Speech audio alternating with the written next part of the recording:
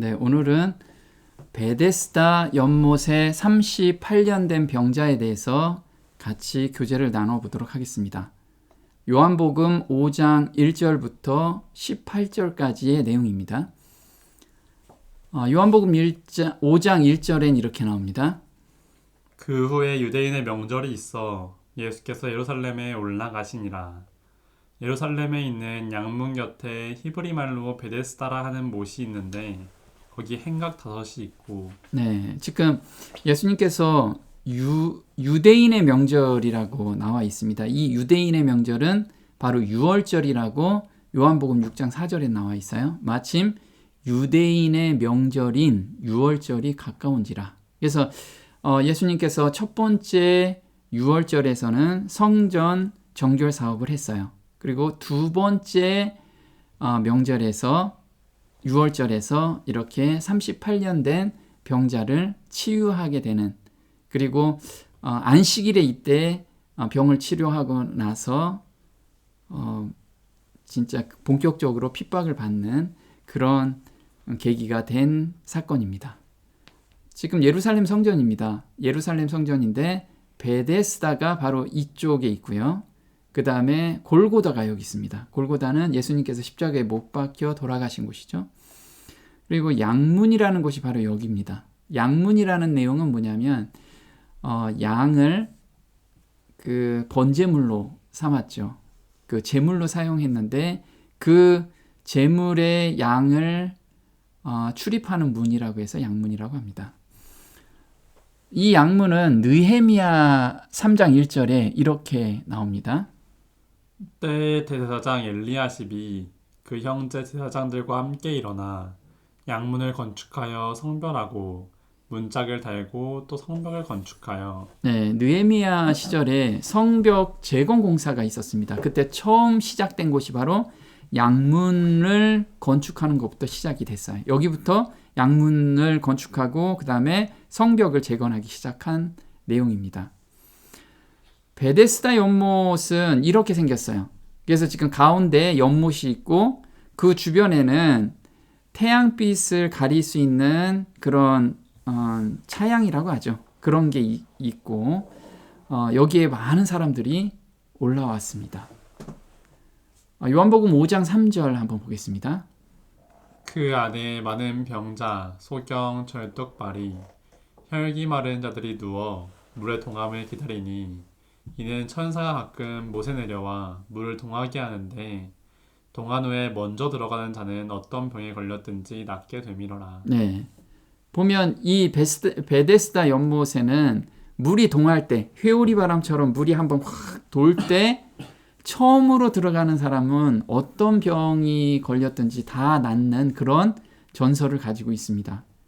근데 이 전설이 어떤 사람들한테는 낫는 기적이 있었겠죠. 전설이니까. 그래서 사람들이 그 전설을 믿고 많이 모여들기 시작했던 거예요. 또 볼게요.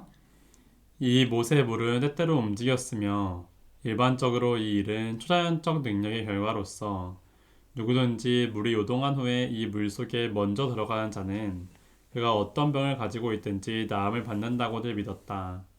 그곳에는 오두막이 세워져서 환자들이 낮의 뜨거움과 밤의 냉기에서 보호받을 수 있도록 되어 있었다.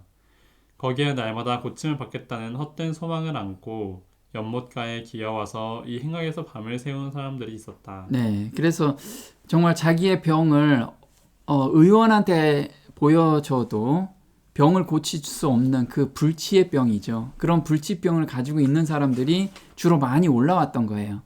근데 그 불치병을 가지고 있는 사람들이 첫 번째 물이 동할 때 들어가면 나았다는 그런 소문들이 계속 퍼져나갔었던 거예요. 그 희망을 갖고 사람들이 왔던 거죠.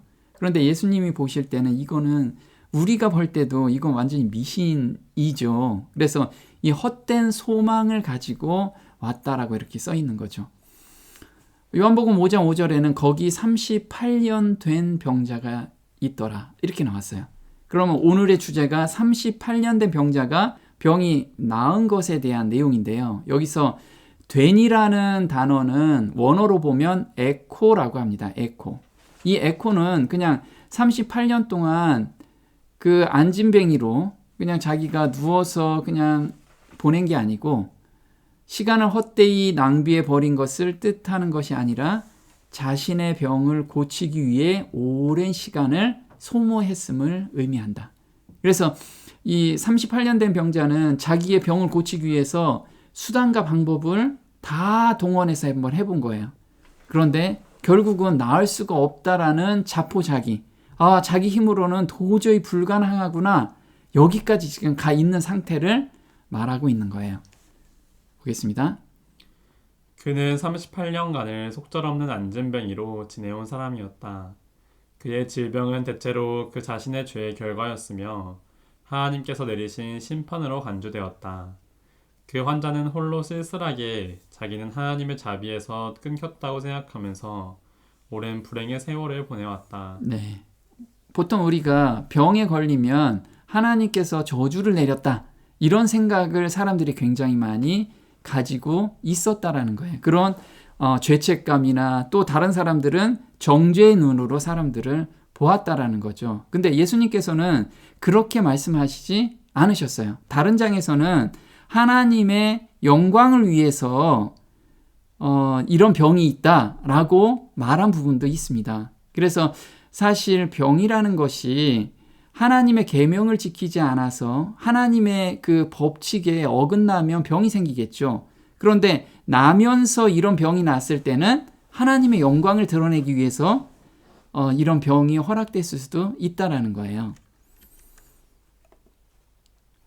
근데 예수께서는 그 목가에서 고통당하는 자들 가운데서 당신의 치유력을 행사하시기 위하여 최악의 상황 가운데 있는 사람을 택하시고, 이렇게 나왔어요. 그래서 이 병자는 그 베데스다 연못가의 모든 병자들 중에서 가장 심한 환자였습니다. 가장 심한 환자. 그 환자가 낫게 되면 많은 사람들이 하나님께 영광을 돌릴 수 있다라고 예수님께서는 생각을 하신 거죠. 그래서 예수님께서 물어봤어요. 내가 낫고자 하느냐? 요한복음 5장 6절입니다. 예수께서 그 누운 것을 보시고 병이 벌써 오랜 줄 아시고 이르시되 내가 낫고자 하느냐? 병자가 대답하여 주여, 물이 동할 때 나를 못에 넣어줄 사람이 없어 내가 가는 동안에 다른 사람이 먼저 내려가나이다. 지금 여기서 예수님께서 이 병자한테 내가 낫고자 하느냐 물어봤어요. 근데 병자는 네, 낫고 싶습니다, 이렇게 이야기해야 되는데 뭐라고 얘기했냐면 못에 넣어줄 사람이 없습니다. 예수님, 저 좀 못에다 좀 넣어주세요. 이런 투로 말을 한 거예요. 그러면 지금 병자는 이 예수님에 대한 그 능력을 지금까지는 하나도 믿지 않는 거죠. 오로지 헛된 소망인 그 못에 대해서, 못에 내가 들어가면 날 수 있어, 이 소망을 가지고 있는 거예요. 계속. 한번 보겠습니다. 그의 생각은 온통 물이 동할 때 그 못 속으로 들어가는 일에 몰두해 있었으므로 그는 단지 예수를 자기를 못에 빨리 넣어줄 조력자요 보호자로서 생각했다.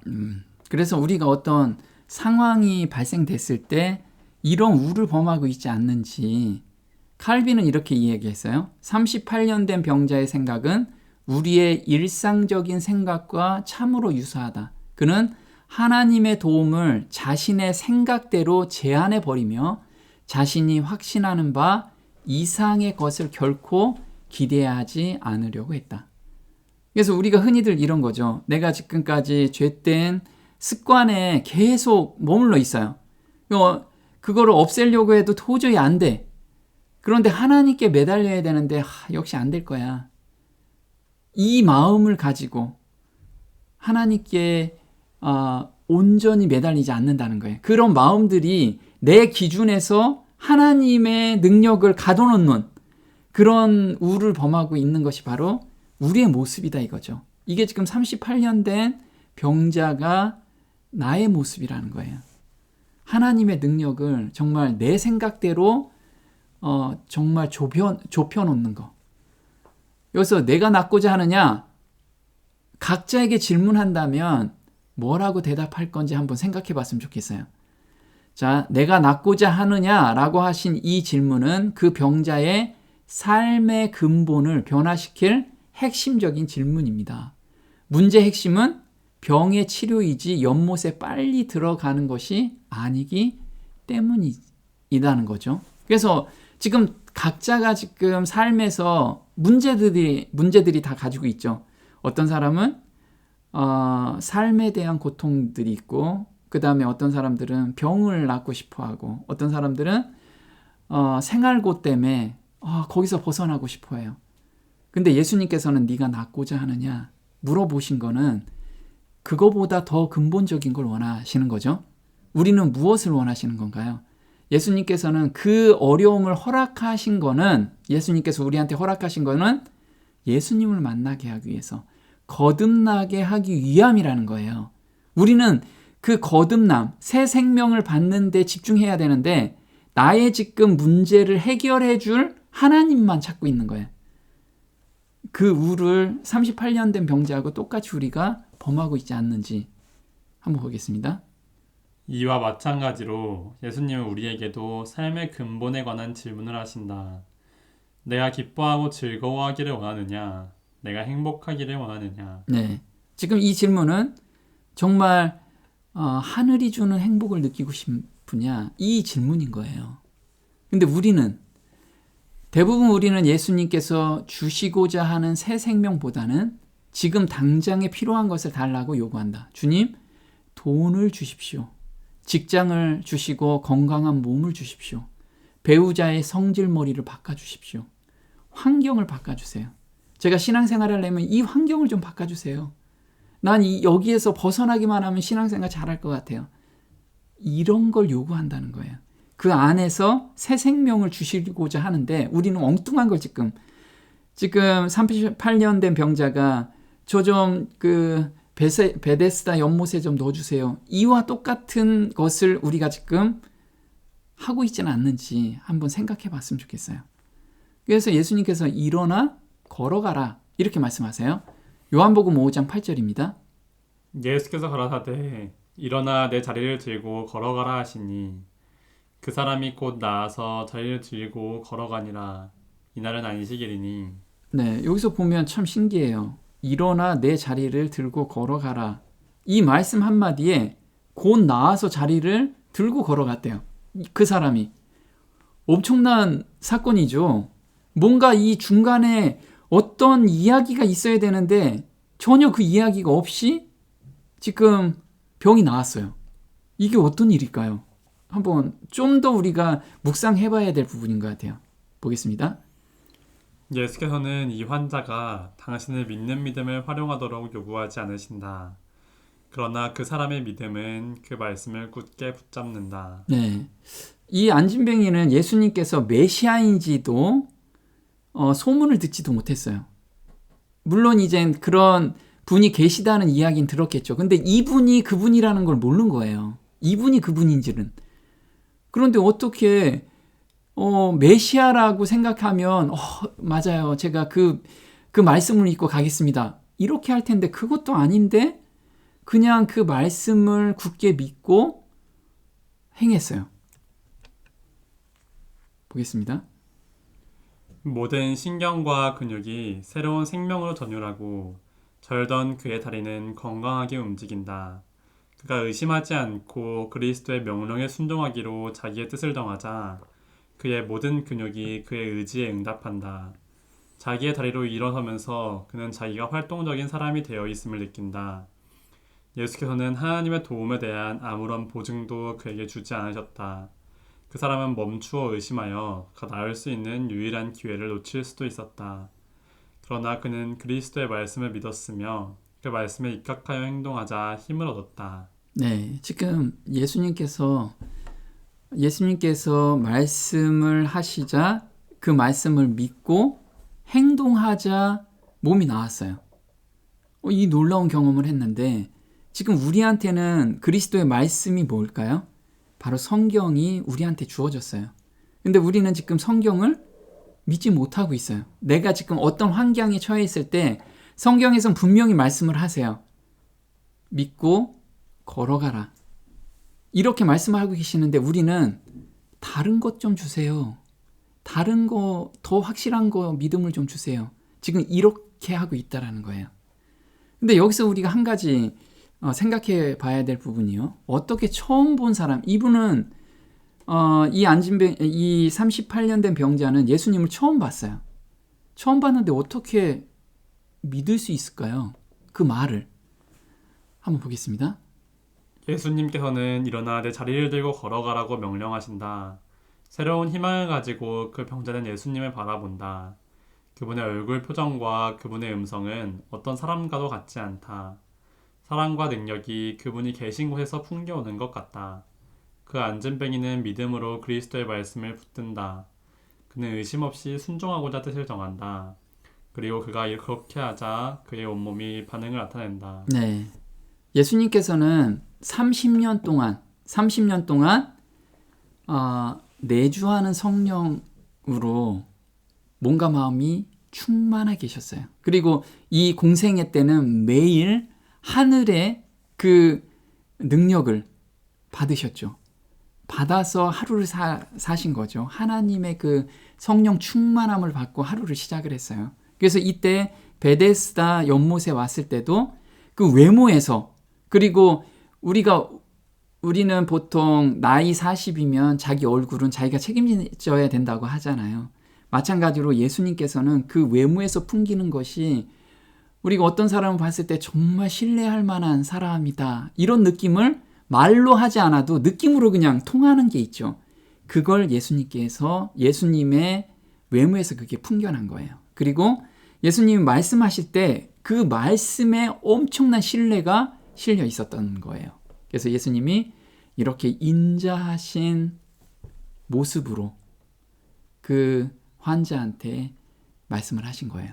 근데 우리도 마찬가지라는 거예요. 우리가 복음을 전한다라고 할 때 논리적인 이론을 전하는 게 아니라 우리 삶 속에서, 내가 평상시 삶 속에서 하나님과 계속해서 소통하고 내 죄를 계속 드리면서 그 하늘의 기쁨을 맛보고 있는 가운데서 사람을 만나면 내가 전하는 그 하나님이 그 사람한테는 폐부를 찌르고 그 다음에 심장을 찌르게 된다는 거예요.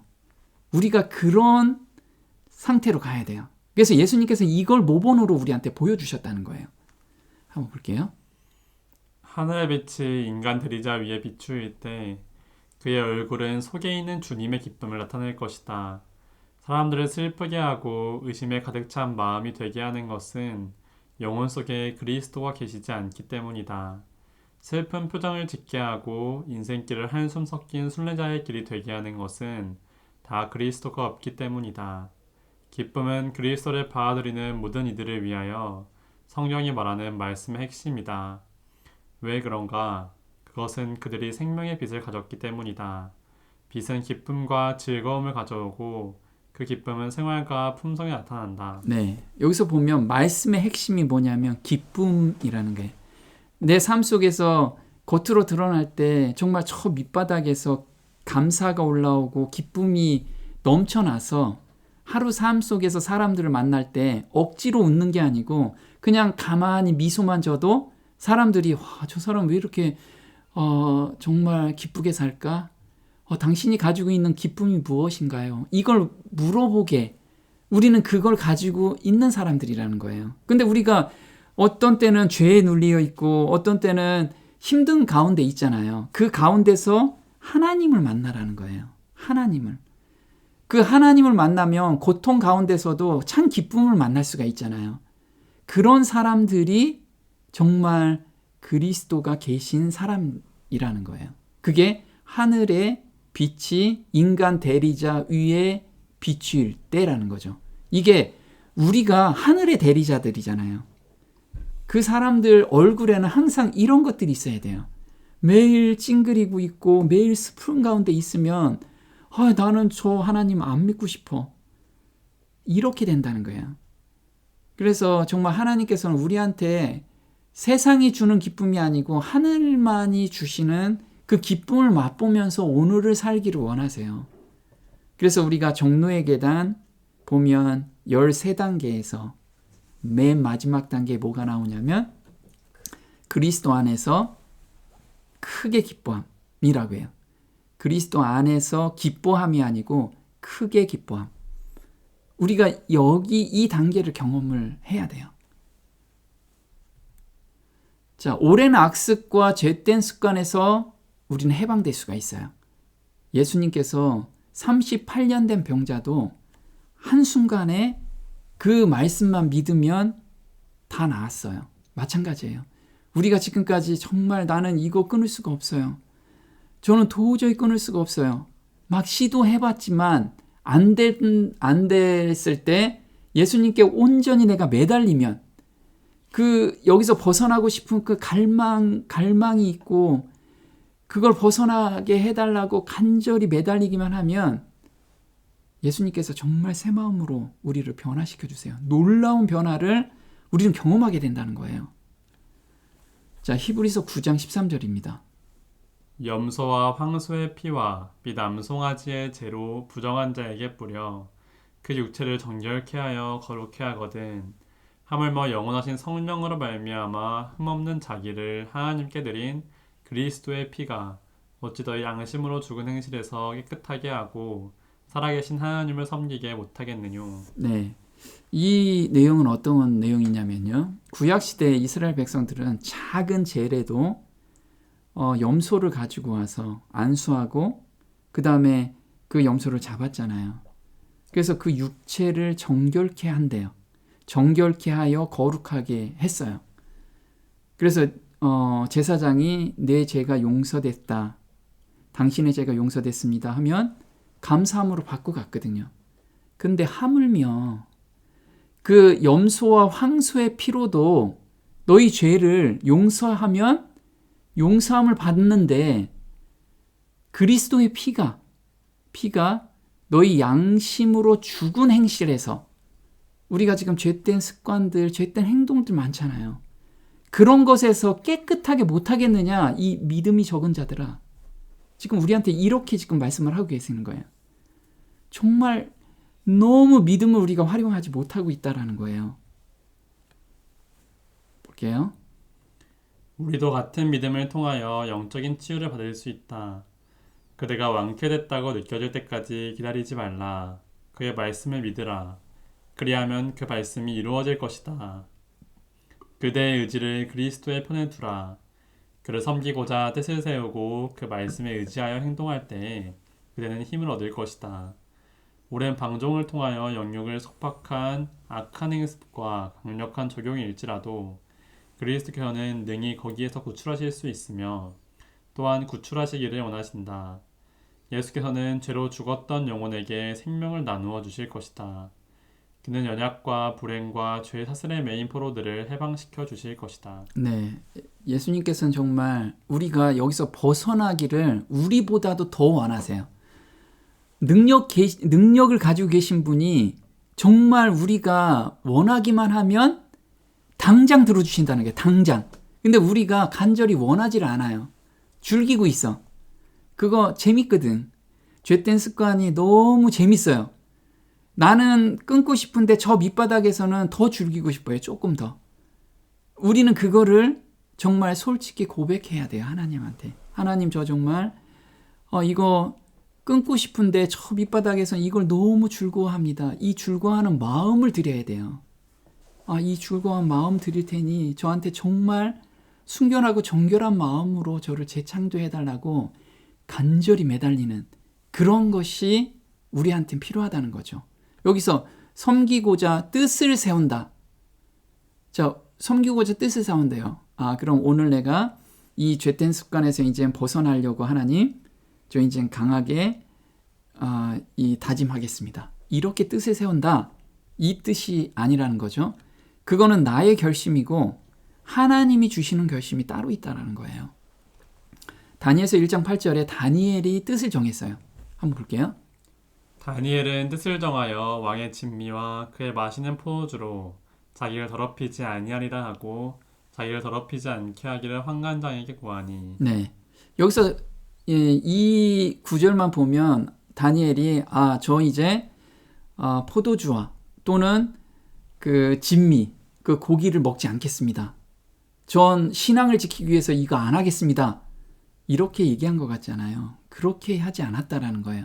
그거는 나의 결심이라는 거죠. 나는 신앙을 지키기 위해서 이거 안 할 거야. 이건 나의 결심이야. 나의 결심.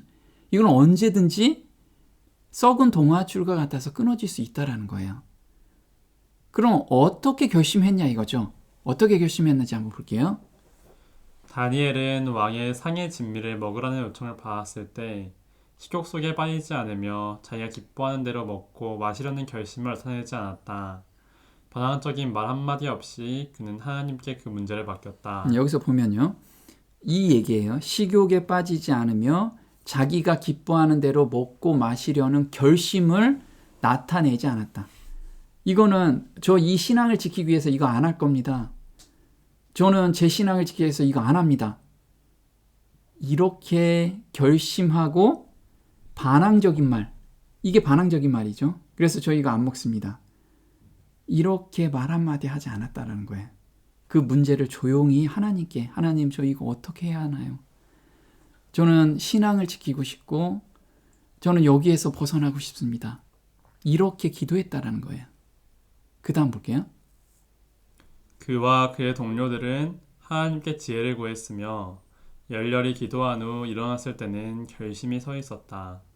참된 용기와 그리스도인 예절로서 다니엘은 자기를 책임진 관리에게 문제를 제시하여 단순한 식사를 허락해 주기를 요청했다. 이 청년들은 자신의 신앙적인 원칙이 위기에 처해 있음을 느꼈으며 그들이 사랑하고 섬긴 하나님께 의지하였다. 네. 38년 된 병자와 같이 38년 된 병자는 더 이상 자기가 할 수 있는 게 아무것도 없음을 알았을 때 예수님의 말씀을 온전히 잡았어요. 마찬가지로 이 다니엘은 그동안의 신앙생활에서 하나님께 온전히 매달리고 새 마음을 받는 그 경험 가운데 살았던 거예요. 그래서 이때도 그럼 하나님 제가 어떻게 해야 하나요? 저는 여기에서 저 스스로는 이걸 할 수가 없습니다. 제 결심으로는 이거 극복할 수 없습니다. 한두 번은 할 수 있지만 이게 3년이고 5년이고 갈 땐 저는 저 스스로는 할 수 없습니다. 하나님 저한테 어떻게 해야 되나요? 이렇게 간절히 매달렸다라는 거예요. 매달렸을 때 하나님께서 마음에서 결심이 서게끔 해주셨다는 거예요. 우리는 이 단계까지 가야 돼요. 그러면 이때 내 마음을 계속 드렸던 거예요. 우리가 새 마음을, 이 결심이 서다라는 건 새 마음을 받아서 하나님의 마음을 이때 딱 받게 된 거예요. 하나님의 마음을 받으면 어떻게 해요? 네, 하나님의 마음을 받으면 정말 다른 사람을 긍휼히 여기게 되잖아요. 사랑의 마음을 받았기 때문에. 그래서 그 문제도 아주 부드럽게 풀 수가 있었던 거예요. 반항의 말 한마디 하지 않고 현명하게 하나님께서 생각을 주신 거죠. 안식일에 병을 낫는 것이 불법이다. 이때는 불법이라고 얘기했어요. 요한복음 5장 10절입니다. 유대인들이 병 나은 사람에게 이르되 안식일인데 내가 자리를 들고 가는 것이 옳지 아니하니라. 네, 지금 이렇게 얘기하죠. 유대인들에게는 그 병자가 완치되었다고 하는 놀라운 사실보다 예수가 안식일에 규례를 어겼다고 하는 사실이 더욱더 관심을 끄는 것이 되었다. 그래서 이 사람들은 우리가 흔히들 그렇죠. 어떤 사람이 거듭남의 경험을 했고 새 마음을 받았다는 경험을 간증을 해요. 그런데 나는 그게 별로 기쁘지도 않고 반갑지도 않아요. 그냥 어떤 다른 거에 대해 더 관심 있는 거예요. 그러면 우리가 정말 안고 없는 찐빵이죠. 정말 안고를 봐야 되는데 그 겉부분만 우리가 보고 있지는 않은지, 내 마음에 거기에 동참하고 있지 않은지, 동참하는 것을 왠지 꺼려진다. 이러면 정말 내가 다시 한번 돌아봐야 돼요. 하나님께, 하나님 제가 왜 이 마음이 드는가요? 그거에 대해서 물어봐야 돼요. 한번 볼게요. 유대인의 전통적인 법은 안식일의 짐을 나르는 문제에 대하여 엄격한 규정을 제정했다. 미시나는 안식일을 할 수 없는 39가지의 일을 열거하는데 그중 마지막 조항이 한 장소에서 다른 장소로 옮기는 일이다. 네, 지금 유대인들은 안식일을 하나님께서는 즐거운 날이다. 거룩하게 지켜라. 내가 너희와 함께 하는 날이다. 이 즐거운 날을 39가지나 되는 엄격한 규정을 더 가지고 안고 없는 찐빵을 만들어 놓은 거예요. 즐겁지도 않고 행복하지도 않고 하나님도 없는 가운데 안식일을 그냥 지키게 된 거예요. 우리가 지금 예배일에 이런 걸 가지고 있지는 않는지 지금 돌아봐야 돼. 우리가 또 볼게요. 그는 하나님을 찬양하고 새로 얻은 힘을 기뻐하면서 굳세게 자유로운 발걸음으로 자기 길을 서둘러 가고 있을 때 몇 사람의 바리새인을 만났다. 그는 즉시 그들에게 자기의 병난 것을 이야기하였다. 그는 그들이 자기의 이야기를 냉담하게 듣는 것을 보고 놀랐다. 그들은 이 말을 찌푸리면서 그의 이야기를 중단시키고 왜 그가 안식일에 자리를 가지고 다니는지를 물었다. 그들은 주의 날에 짐을 들고 다니는 것이 합당하지 않다는 것을 엄격히 그에게 상기시켰다. 그 사람은 기뻐서 그날이 안식일인 줄도 잊어버렸던 것이다. 네, 이 병자는 그냥 병이 나은 것의 기쁨을 서로 나누고 싶었던 거예요. 하나님의 은혜를, 하나님께 영광을 돌리는. 다른 게 필요한 게 아닌데 다른 사람들은 그 핵심은 빼놓고 왜 안식일에 네가 걸어가고 있냐. 이걸 오히려 더 추궁했다라는 거예요. 우리가 지금 예배일에 이걸 지금 하고 있지 않은지 돌아봐야 될 시점이에요. 우리가 지금 바리새인 정신으로 예배일에 정말 새 생명을 받은 것에 기쁨과 찬양을 드리고 거기에 하나님이 임재하시는 것을 보고 나도 거기에 동참하고 싶은 그 마음으로 기도하고 이런 기쁨 가운데서 있어야 될 예배일에 우리가 무엇은 안 지키고 너는 무엇이 잘못됐고 이런 걸 우리가 지금 지적하고 있질 않느냐. 이걸 우리가 한번 돌아봐야 될 시점이라는 거죠. 그래서 다음 시간에 안식일에 대해서 저희가 예배일은 어떻게 지켜야 되는지를 자세히 한번 알아보도록 하겠습니다. 오늘 여기까지 하겠습니다.